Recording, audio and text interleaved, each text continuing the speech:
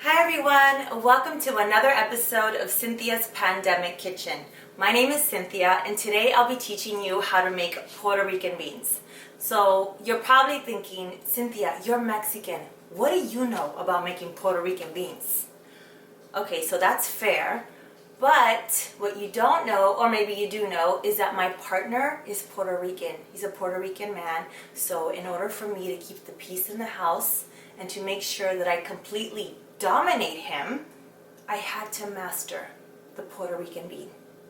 So I did.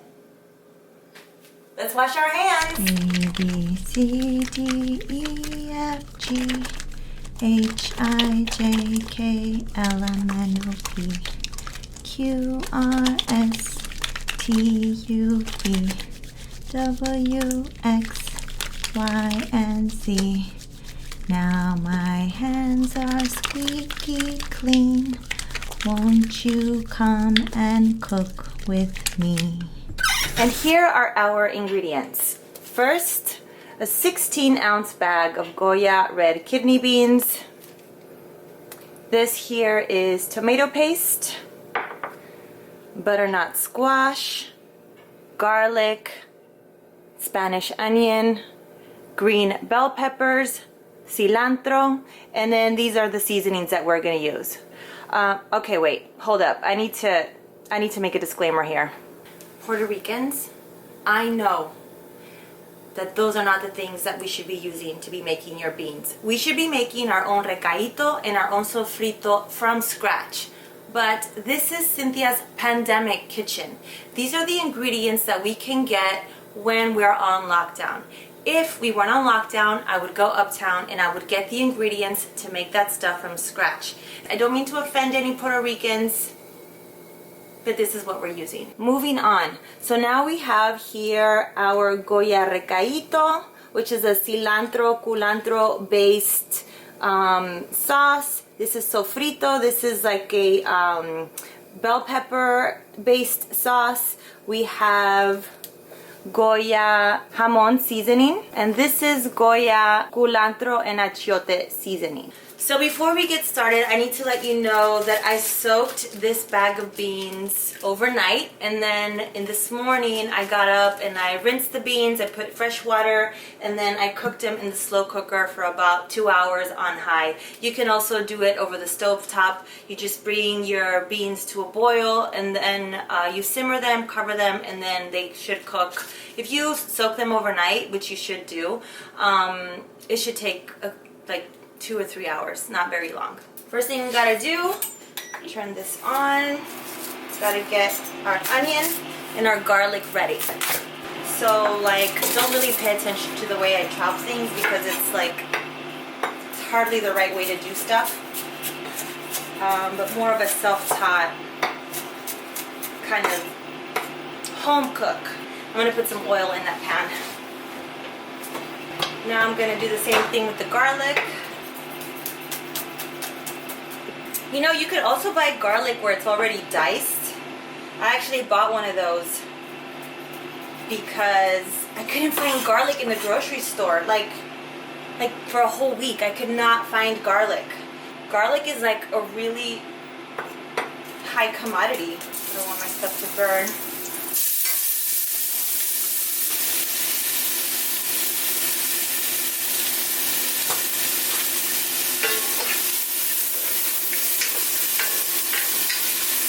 Okay, now I'm going to do my bell pepper. Again, just dicing these.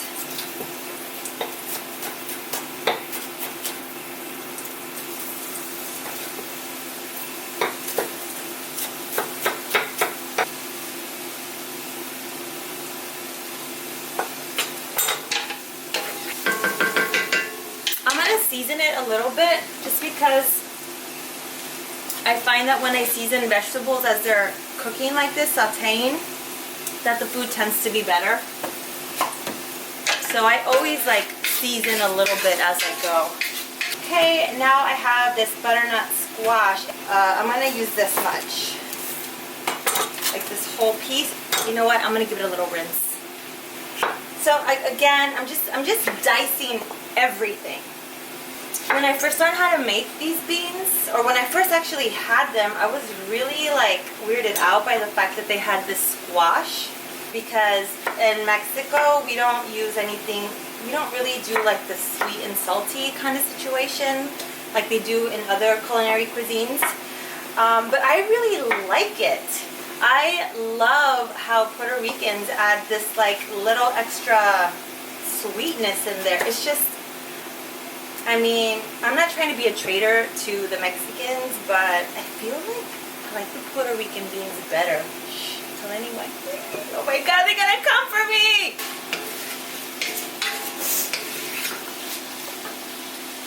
Oh my God, I have a little sniffle right now. Excuse me for a second. Whew, okay, I'm back. I had like the tiniest little sniffle in my nose. Like I literally like dabbed with a tissue, threw it out, and then washed my hands. But you know what? Like, are you guys freaking paranoid like I am? Like if I have a little sniffle, or like the other day I was making food and a little pepper got in my nose and I got a little like an allergy reaction kind of thing, and I just feel like, I don't know, it's like all of a sudden it's a moment like, oh my God, do I have it? Am I carrying it? I mean, I don't know, maybe I am. If I am, fortunately I do not have any symptoms, but wow, it's a new world, huh? Everything looks like, you know, the onions look translucent. I could smell the garlic. The bell peppers are also, they look, the color has changed. And then the squash here, it's going to take a while for this to cook, but that's going to get cooked while it boils with the beans. So now we're going to take, this is tomato paste. I'm going to put it in there. Actually, I'm going to put the whole thing in there. I typically do equal parts or equal amounts of the sofrito and the recaito, if that makes any sense. Let's do a little bit more. 1, 2. Because I did one whole bag, I'm gonna do 2 of these packets. So this is sabor a jamón. This says like tastes like ham. This is culantro and achiote.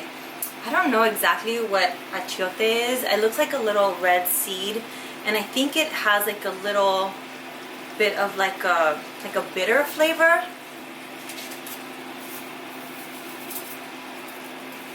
You don't want to add a lot of salt to this because those packets also have like salt in them. So, oh my God, look at that. So this is your base, and now I'm going to add the beans. So these were already cooked. You could also use canned beans, obviously. I just like to use dry beans because I feel like it tastes better and it's also a lot cheaper, and it's probably better for you. Now instead of using water, you're gonna use this bean juice. I didn't put all the bean juice in there with it like directly because I didn't know how much I would need, so I'm just gonna mix all this up.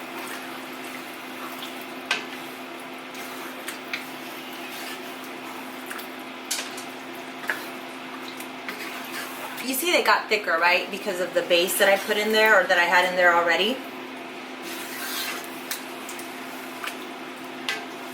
But they're still a little watery, and you want them to get thicker. And also you want to cook all of these seasonings and all these veggies together. So I'm just going to raise the heat a little bit, get it to boil. I'm going to taste this.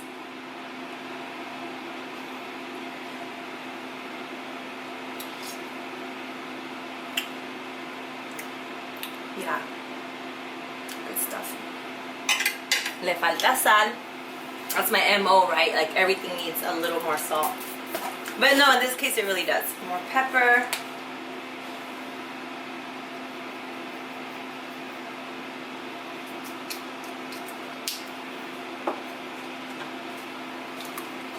You see, like I just had a little whiff of pepper and now I want to sneeze. And I feel self-conscious doing it in front of you.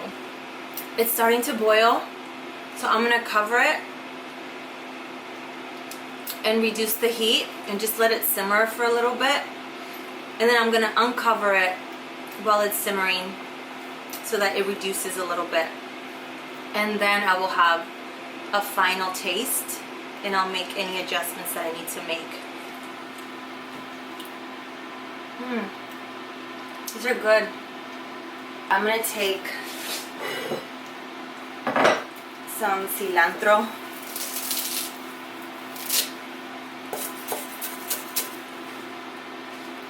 I'm just gonna take a little.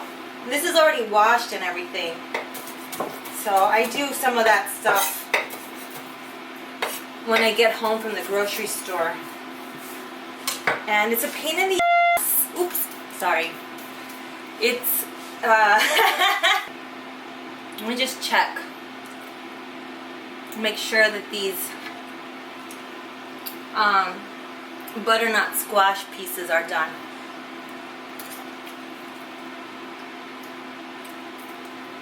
They're totally done,